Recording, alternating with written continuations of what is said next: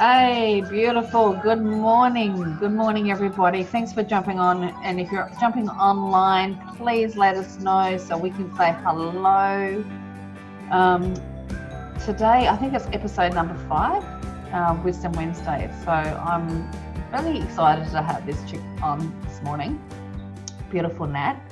Nat and I met through our online adventures, online biz adventures, and yeah, I guess like all these kind of businesses, they bring people in and they bring people in to connect, and sometimes those connections are just random, And we were talking about it the other day, weren't we, Nat? Like how I guess the lady that I brought in, and then that lady brought somebody else in, and that lady then brought Nat in, introduced her to this business, and we've connected, and and we all get what we need out of all these connections that we have in life. In every relationship, we just get what we need, and that might take us to the next adventure. But you and I, we connected, didn't we? There was this something that connected us, and it's really only been in the last sort of 3 months, like 2 or 3 months, that we've kind of weekly connecting. We've ramped it up. Like we've started to have like cool soul heart conversations, and we've started to get more accountable, with each other, and our the goals and our dreams, and we talk about the stuff that gets in the way of and I'm going to talk straight to wholehearted living, because we're about in this group here too, we're about to dive into a read along with Gifts of Imperfection, and it is really all around wholehearted living. And as Brene would say, like there's not a quick list of how to have a wholehearted life. We need to talk about the stuff that gets in the way of having a wholehearted life. And that's the stuff that's hard. That's where the work is. That's where we have to unfold. That's where we need to be accountable. That's where we heal. All of that stuff that creates a wholehearted life. There's no fast track to it. And I'm going to hand the reins over to Nat soon, but in a minute, because I'll just I guess share where she's come from too. Like I think we get to a point in our life, and we go, is this wholehearted living? Is this the life that I thought it was going to be? And all these things get in the way for us to have the life that our heart is so desiring to have. And it's not anyone's fault. It's not pointing fingers. It's just like that wake up moment when we go, is this it? Is it? What is getting in the way of my wholehearted life? And Nat's got her own journey. She got to 40, basically, and realized her story, realized, I guess the things that were starting to get in the way, and what she needed to do to change, and create and cultivate, the stuff that she wanted in her life. And so tell me about that, Nat. Tell us about that. Well, What happened? I kind of feel like, there was a point for me where everything just shifted mentally. Like, like I was always putting everybody else first, always doing everything for everybody else, and that's who I am, like I'm a carer by soul, but at the same time, the more I care for me, the more I care for others. Yeah. And it was just a huge realization, like to be resilient and be the carer and always be looking after everybody else's needs. Huge realization to stop and go, okay, well, I'm not broken. Yeah. And what do you think the cool, I mean, it's great to be a carer. It's great to be a carer and the giver, but like, do you feel like there was anything underlining as to why you were always giving out to everybody else and not focusing on yourself at all? Absolutely. I was born into it. It was both of my parents are mentally ill, and so is my sister now too, unfortunately. But like I was always the responsible one with the weight on my shoulders. Like I had to. So I wasn't sort of cursed with their illnesses. So I had to always be the one to get it right, to do the right thing, to take care of everyone else. So I guess the adult before the child. Yeah. So you took on those roles. those roles to be the caretaker. And like for me, and I'm going to talk from my experience because I'm like that recovering fixer helper, as well. I think most of it, a lot of us get to that point that we realize that our cups are freaking empty. And, we start, for me, I started getting angry because of that, because I was putting everyone's needs first. And then when I needed something, no one was there for me. But I had to realize that I'd set all that up. Also, take responsibility that I had taken on those roles. I'd set up the armor that people couldn't come to me. I didn't know how to receive help from others either. Foundations for it. No, and there was a lot of worth. I got a lot of worth by helping people too. I felt good helping people. I felt worthy helping people, but I couldn't. There was the self-worth for me that was missing in that. So that's been the unpacking to realize that I really didn't value myself enough to receive. Like receiving is more important than actually giving.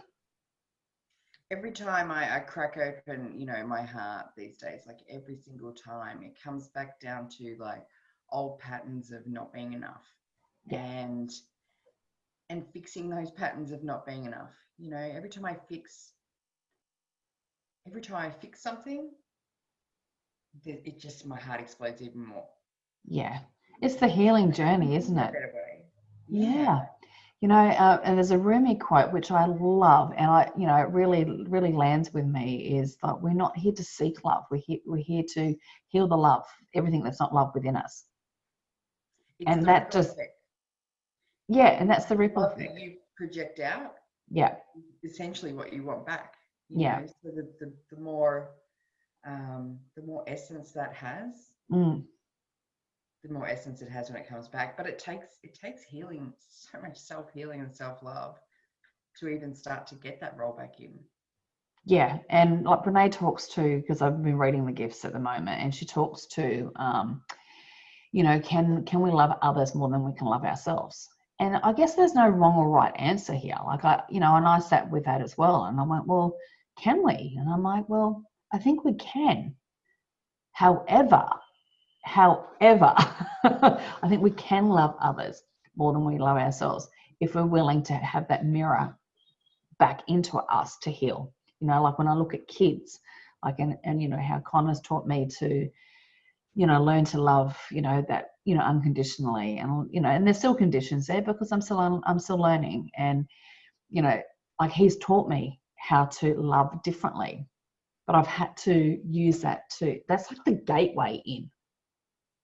I think it's like putting your own boundaries in place for, like, yes, you can love with all of your heart, and yes, you can love and love and love and love.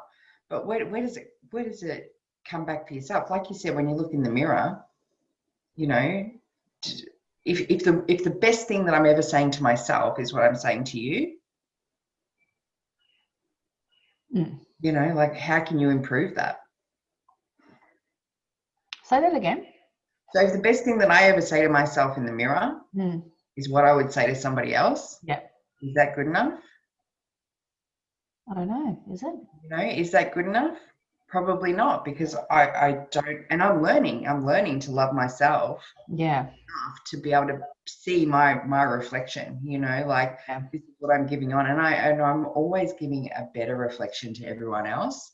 But it's got to start coming back to me. Yeah, it's that self-talk, it's like, it's like, oh, you do something wrong. It's like, oh, you bloody idiot, Sharon. Like, what were you thinking? You're stupid. You're stupid, or, something like that. That would be like, that initial self-talk. Initial self-talk. And, we've got to, it's like, how would we speak to somebody else? Speak to yourself the way you'd speak to somebody. Yourself that way in the mirror. Yeah. And, it's discerning, like using that discernment. It's like, it's like, oh, Sharon, like instead of using those words, Sharon, you're an idiot. It's like, gee, Sharon, that wasn't a great choice. So I don't become an idiot. It's just the choice that I made became not completely, aligned or great choice. So it doesn't make me idiot. It doesn't devalue who I am. I'm still me. Or it's like, and I totally get it. It's like, oh, why did you do that? So stupid. It always happens like that, But I guess if you change the language on it, it's huge. Totally. Change the language on it. You go, okay, that experiment didn't work. whoops, Mm. let's try again in a different way. And even when you parent, like parenting too, and I still do it because I'm still learning, because it's been my self-talk, and and it's been the way that I've been brought up as well. Like I was called, you're a bloody idiot. Like, and that, I can still hear it. It still happens. You're a bloody idiot, and instead of saying like you're a bloody idiot, it's like that that choice you made was bloody stupid. You're not an idiot. You're still whole and complete and lovable, and you belong here. It's such a big different energy, isn't it, when it's not attached to our belonging and our worth. I think that how easily do you see the potential in others? Yeah. Totally. How easily do you look at someone and go, wow, that is an amazing quality for you to have. Mm. But you don't look in the mirror and say that about yourself. When you have you mirror that quality in that person. 100%. And like Krista, we all know who our one of our favorite mentors is Christy. And I've been to a couple of like smaller events with her, and one of the biggest things that they do, and I just love it, and I love being able to share that, because she shared that with me, and it's not just her, it's her community, and to share that on with other people, is like when we gather is to go, what do I like, like sharing in that circle, going, what do I love about you? Because often we can't see that quality, like exactly what you said. It's like, hey, Nat, what I really love about you is your big, gorgeous heart and your vulnerability to be able to speak to your truth in that, like that's something I love about you. Like you see that, you see the truth. But I think, we have blind spots, good and bad. And to have people in our corner that can shine the light on, like, man, you are so amazing when you do this. And hey, Nate, this here, maybe you can look at that in a different, can you see this aspect or this? It's like a realization of like, how easy is it for you to say that to me? Like that. And for a very long time, that would have been really hard for me to hear. Like I would have not accepted that. I would have been like, oh, no, that's not the truth. Reflect it back. Oh, you're... No. Totally. But I'm really learning that, people connect for the reason that they see something in them that is within themselves. Good and bad. Good and bad. Like we've all been through rough times, but, you see the good in people. But it's actually in you as well. Totally. It's totally a mirror. And like just being able to receive that compliment, like it's like you have to be able to like receive it, like embody it, like feel it, like on a cellular level, instead of going, oh, well, thank you so much. But, and you too. Yeah. It's like, oh, that's a beautiful top. This cheap 2-second, $2 shop. Or externally be that, yeah. But internally, you're like, that's ridiculous. Yeah, that's ridiculous. I don't accept that. Yeah. So when you sit in circle and you actually, like you're in a group, in a circle group, and you're going around and everybody is saying something nice about Nat. And you have to sit there and you have to fully receive and embody these comments, the love bomb on you. Because that's basically it. You're receiving love bombs. And it's incredibly powerful to receive. I think women are generally not great receivers, though our womb, like when you think of like when you look at our anatomy, we're the receiver, and we're so disconnected, and that's to the whole thing, like we disconnect to it, and like do we, the surrender, the receive, the let go of control. Like, oh my God, this has been the topic this week for me. But like letting go of that control that we want to be able to embody. Pardon?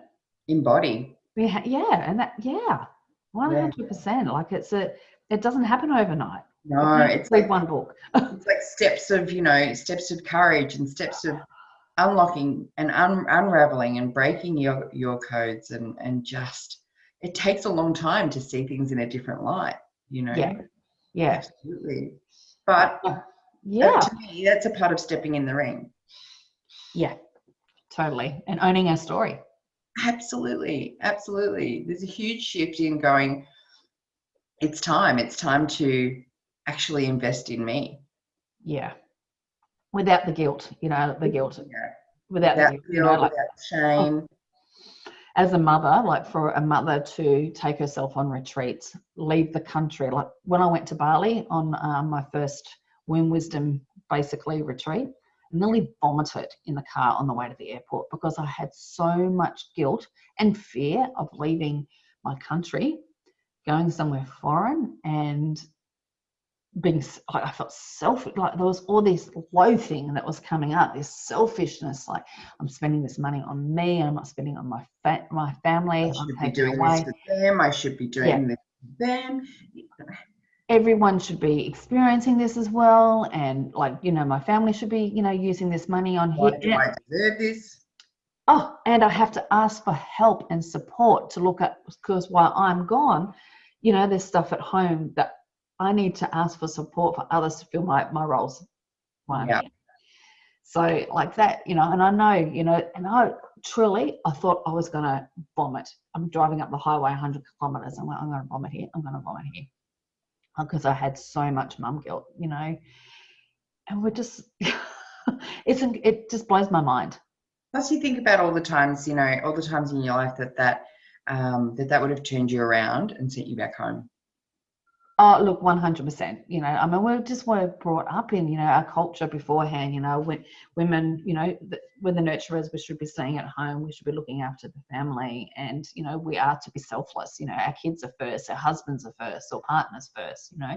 That's the conditioning. Like, that's the conditioning. And it's breaking free of that and having sovereign selves. You know, when we come together, you know, and that's what I've had to learn in my marriage as well, is that we didn't come together just to be together. Like, no.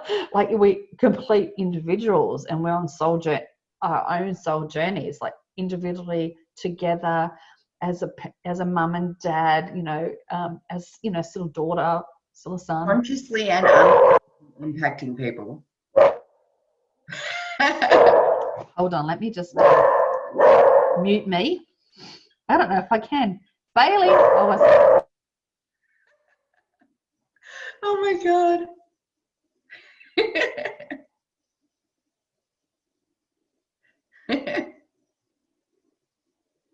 Oh, puppy problems.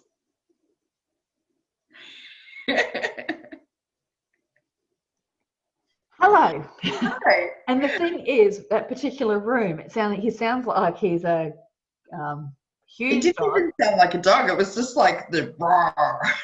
Because we've got the carpet out of the bedroom while we're painting, so the acoustics are huge. I think that we unconsciously and consciously affect people without even being aware of it, as we're walking through life, as we're changing, as we're attracting. 100%. So, like, I mean, what are the things, I mean, coming back to your awareness and awakening effectively that, hey, you know, really the best thing I can do for myself and humanity is to look after me first, so I can give from a full cup rather than an empty cup, and that you're worthy to have a wholehearted life. You know, like what, you know, so what's different now? What's changed in your life since you've started? So much is different. So much is different. And it's like little baby steps towards and unraveling of what I want and how I want to be, and having the confidence and the courage and the self-esteem that was always there. But I never opened it up. It was like, you know, it's like almost guilt of going, this is my place, and this is where I stand, you know. And so what have you done? Like what's one, actually not one, because I know there's more. I know there's like but I don't want to put you on the spot. Give me 2 things that you have done that has really supported you with knowing your worth. Oh God. Seeing the value in me, investing in me, you know, absolutely seeing that I am the best investment that I'll ever make in my life. Yeah. So spending money on you without that is. Yeah, you know, like things that I absolutely realize that I want to do and I want to progress with. And knowing that I'm not going to do that unless I invest in me, not only financially, but emotionally, but owning myself, you know, good, bad, Standing in your power. yeah, yeah. And that's it. It's just owning the story, isn't it? Owning our life, owning the storybook that we're in. Like it's chapters, all the chapters. It's like there's chapters of the past, there's the chapters that you're writing now, and there'll be chapters of the future. And for me, like I've always been positive. Positivity gets me through absolutely everything. I think that, you know, I can find the positive in almost every situation. Yeah, actually, same. most all situations. Yeah. And I almost lost it for a while. I almost lost that feeling, like, you know, that I could see it. But I forgot where I was going with that now. Is positivity, like, I mean, just having a discussion about that, like being positive and seeing like the glass always half full rather than empty. I see this within myself. That can be a diversion to getting dirty. Yeah. Oh, yeah. You know, like there's that aspect of like, there's a barrier. Oh, well, I can just flip that all the time and just look at the positive side. And where effectively, I then I can circle. I can go round and round and round instead of going, you know what, there's some shit in there that's not positive, and it's okay to go there. Yes, that's where I was going with that. Yeah. I thought you were. Totally in my brain. Plus, I think it's about, you know, like opening some of those old wounds and having forgiveness. I think forgiveness is not about forgiving the other person as much as about healing your soul. 100%, I agree. You know, if you can let go of that old shit that holds you back, you know, and it's there, whether you think, oh, I've dealt with it, I've totally dealt with it, it's fine. But you've got a piece of that just sitting in a little, you know, in a little Pandora's box underneath all the stuff on top of it. And it's about forgiveness. You've just got to forgive the past, forgive what happens, forgive yourself. And it's not one journey. It's not one little Band-Aid. Like it's not like, sometimes it feels like you're ripping it off and there's a big healing within that. And then there's just little bits that happen because you kind of circle again. You go, what? We're there again? Like, shit, I thought I'd done that work. I thought I'd forgiven that person. I've forgiven myself. There's still pain there. What the hell is that? And, you know, so it's like, there it is again. Okay. Surrender a little bit more, put some love on it. It's like an open wound, I say. So all of a sudden, you know, it festers again. It starts to fester and it builds up and someone rubs it. Just walks past and rubs it. Ah, shit. Yeah. Oh shit, it's there again. So let's work. You know, and I think, you know, for me, I think time it heals a little bit more. Yeah, you know, I think in the beginning of my journey, I was hoping that it would end. So when will this? Where's the good stuff? Where is it now? Why isn't it here now? I've read that book, and I've read that book. You know, why haven't I healed yet? Like Jesus, like why can't I? Haven't I manifested this already? Well, aren't I good now?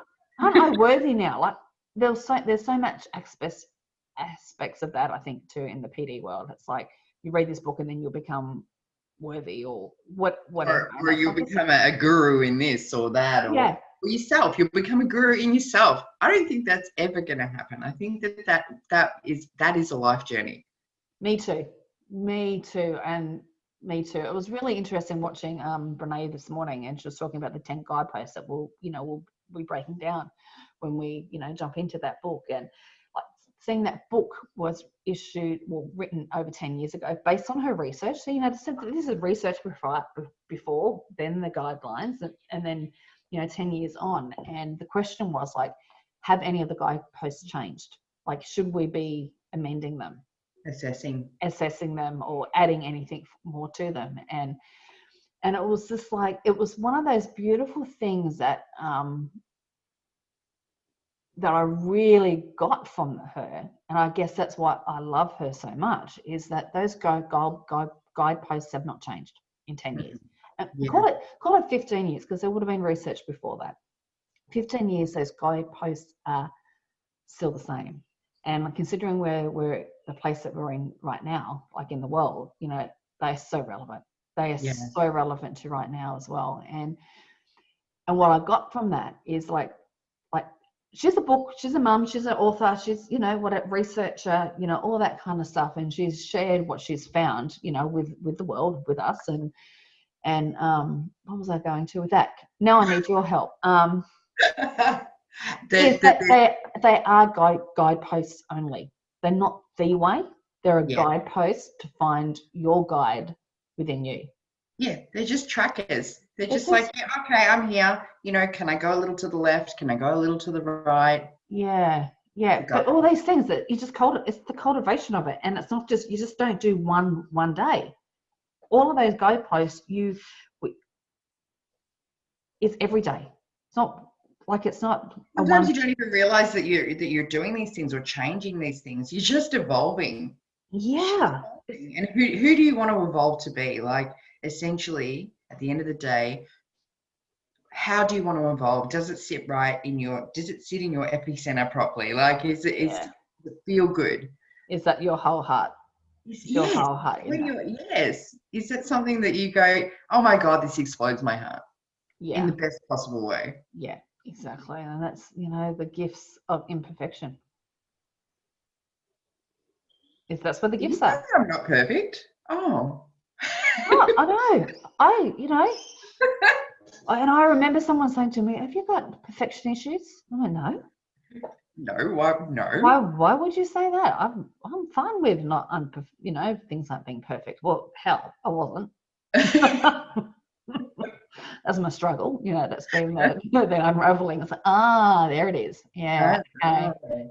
Or you're not like a perfectionist on everyone else, but on yourself. Yeah. You put all this pressure on yourself. Oh, no, I can be pressure on everybody else too. Don't you worry. Like, hell yeah. I like it, to be honest with you, probably more so than even myself. Really? Oh yeah, I can put out that big stick. Oh wow. For you to be like over that, but like don't make me accountable. But because you didn't do that. Yeah, because that's totally, because I want to deflect it. Yeah. I don't want to look at me. I will look at you rather than me. Like that's where it will go. Like that.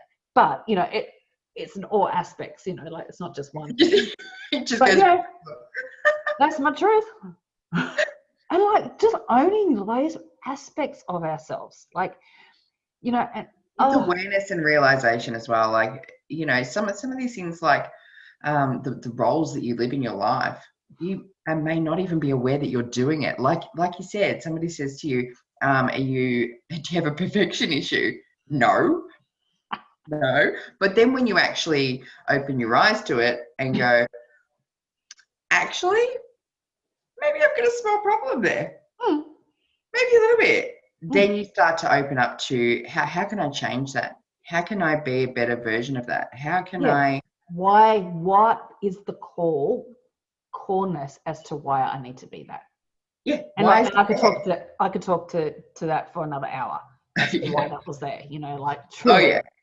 Like there's so many layers to what why that was there and how that was cultivated in my life to get to that point.